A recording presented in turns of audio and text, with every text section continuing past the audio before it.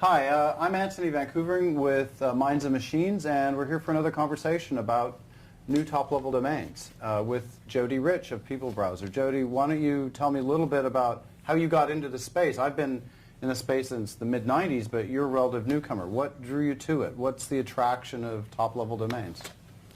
So the internet is about to be broken up into interest groups. People now know how to use their Twitter, their Facebook, and their LinkedIn to do social things. People understand about pokes and retweets and likes.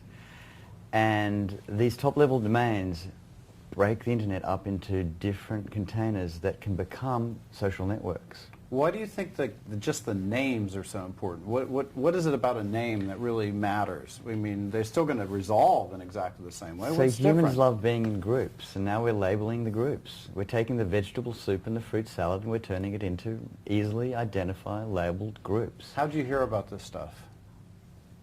I was at a conference and I heard Adrian Kidnaris talking next door, and I went and sat in on it years and years ago, and I thought, this is just amazing. This is the future of the internet. What do you think about the different people that you see applying for top-level domains? I mean, we have obviously a bunch of brands.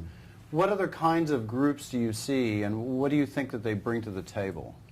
So what the different groups bring to the table is a focus for consumers. So if you're interested in horses, horse lovers will go to the .horse. If you're a CEO, CEOs will go and they will get a tag, which is, in my case, jodyrich.ceo. But that will give me entry into something that's much deeper than a name. It'll give me entry to a network, just as getting a .horse would give me entry to a network. And so we say that, it used to be the domain business, domain name business. It's now about identities, and identities become networks, and that this is a business card of the future. And what's cool about this is I don't have a phone number or a fax number or an email address on my business card. I have a domain name. It's my identity.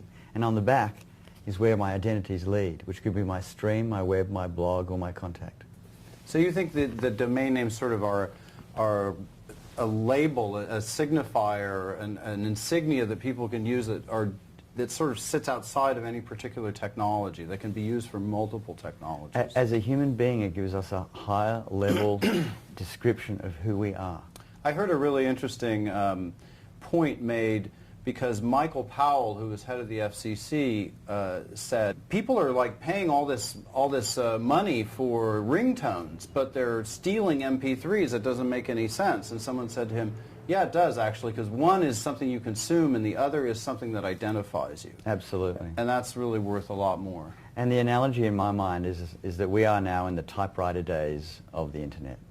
And a little... Expand on that. What does that mean? So I was telling my family what I was doing while I was so excited about top-level domains, and my son, who was 10, was sitting there looking with sort of glazed eyes, and I said, Sam, do you know what a typewriter is?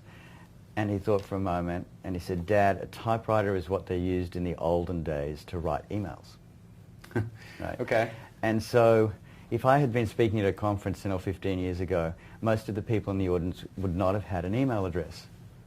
And now if I speak at a conference, most people in the audience don't have a domain name or a domain identity. But I think in the next 5 to 10 years we will.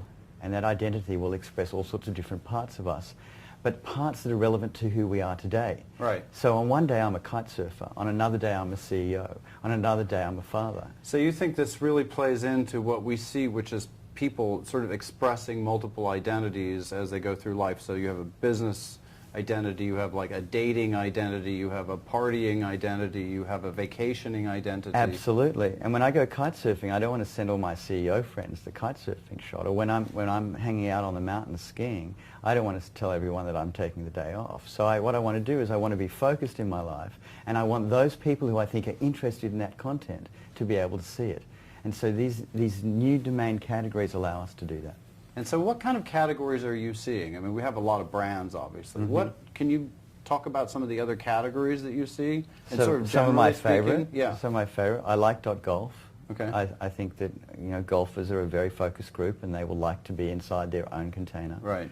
I like our own. I like .ceo because I think CEOs are the right sort of people who want to cluster together and have an identity. I think they will lead the pack. I like what you're doing with Horse. I think that's fantastic. I like what Ray is doing with Wiki. I think that's really innovative. You're talking about Ray King? Yes. Yeah.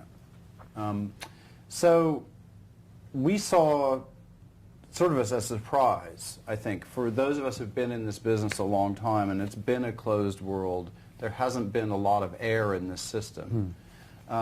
We were surprised when the applications were revealed. First of all, there were 1,900 of them, which was far exceeded anyone's expectation.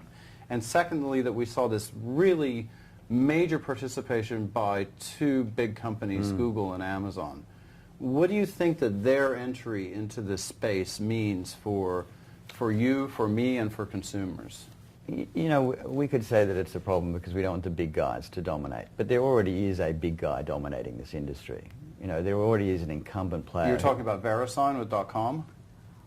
Well, actually, I was thinking of GoDaddy, but we could also think about VeriSign. Yeah, there's a couple then, right? So, you know, VeriSign own .com and GoDaddy own 50% of the market or more. Right. And so there are two incumbent players, and they're going to have to be very nimble now and very, you know, very focused and innovative. And I love it that there are all these little hyenas that are nibbling away at the edges who are being disruptive to the industry, who will either get together with these guys or in fact cause disruption for them. So in a previous talk with Dan Schindler with Donuts, I actually identified People Browser as an innovative way, the way you're creating web pages for people to come claim. Besides you guys, are you seeing any innovation from others that you think is, you know, worth noting? So I think there are some gatekeepers to innovation right now. One of the gatekeepers is this contention issue. It's still going to be a while before You're meaning the fact that people can't properly express themselves or roll out their plans until the contentious set. Meaning people apply for more than one person apply for the same name. Exactly. And so we just came out of a meeting with one of the .music contenders. And they have an amazing plan. And I think that plan is going to disrupt the music industry for a second time. Okay. So iTunes completely knocked the industry over. Yeah. And I think that .music is going to knock the industry over again. It's going to democratize it beyond iTunes. If they win. If they win and one of the big gorillas doesn't end up owning right. .music, hopefully the community will end up owning .music. So let's talk a little bit about the idea, because it's been an issue. It's been a public policy issue. It's been something that governments have worried about. It's within the ICANN rules, but some of these big companies have said, I want to own that name and I don't want to actually dispense domain names. I think I'll rent them to them and I'll give them it as a sort of a terms of use, you know, but I can take it back. It's different than you owning a domain name. What do you think about that? I think it's offensive. You know, I think that we have antitrust law and we have trade practices law for exactly this reason, and we should be applying it in this industry like we do any other. You know, there's always this tension between commercial interest and the public interest. And there's no doubt in my mind that there is a vast public interest in us having a diversified, focused and colourful internet. And right now the internet is shades of grey. Expand on that if you would. It's all .com. It's all .com. What if I said you could only have an email address with Anthony.com? Well, I would like that. Oh my God. Yeah, but not everyone else wants to be Anthony.com. Exactly right. So today we have 250 million domain names. Compare that to billions of email addresses or Facebook pages or what. What do you see these new top-level domains doing to the number of domain names total?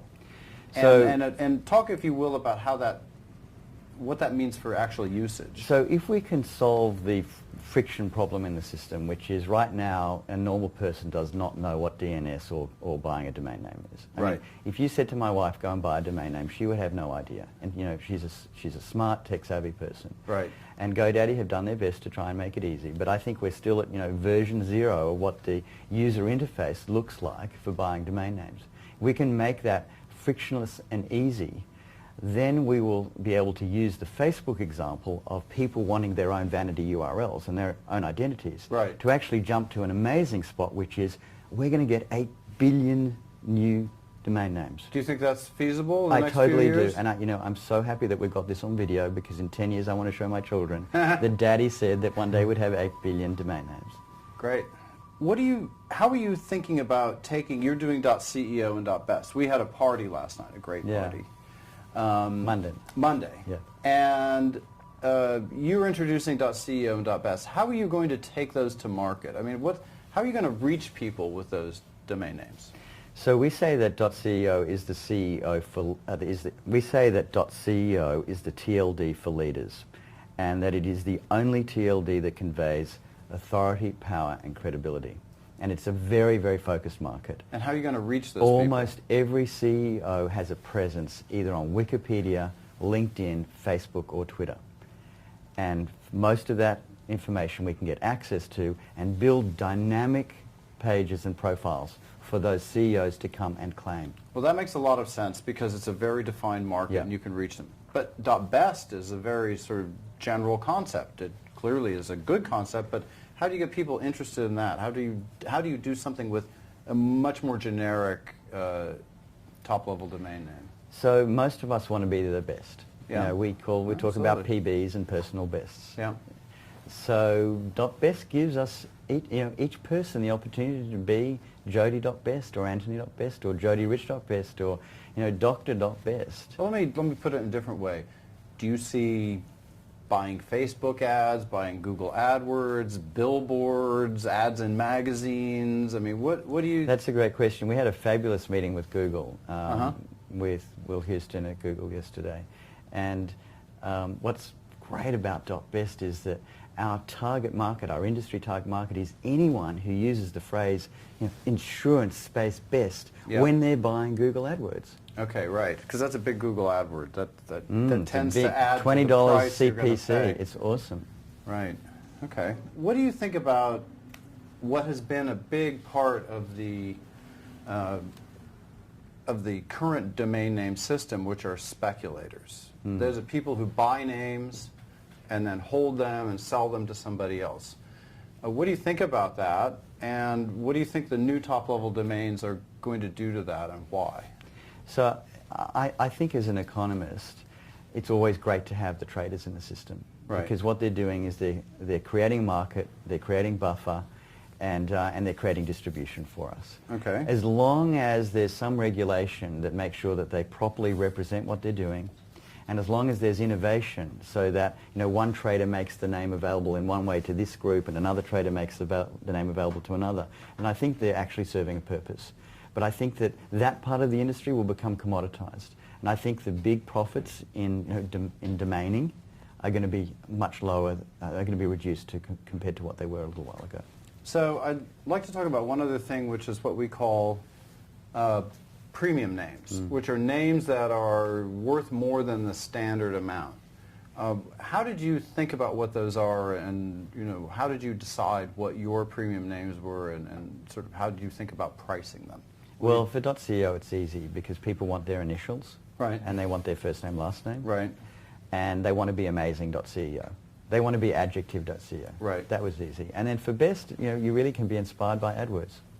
Okay. So you think looking at Google AdWords and the cost of those is Absolutely. a good corollary Absolutely. for understanding that. Jody, one last question. Yeah. What do you think is the top-level domain that you didn't apply for, that you think is a real hit, that you was just like, oh, that's an amazing idea, I wish I'd done that? That is such a great question. I think I'm with Fred. Fred inspired me on this. Fred said to me the other day that he thinks there'll be 40,000 TLDs. Uh-huh. And Fred and I were saying that one day there'll be a TLD language, and we'll be writing books and prose and grammar, and you'll be able to click on any word or phrase, and it'll be a TLD that resolves to that link.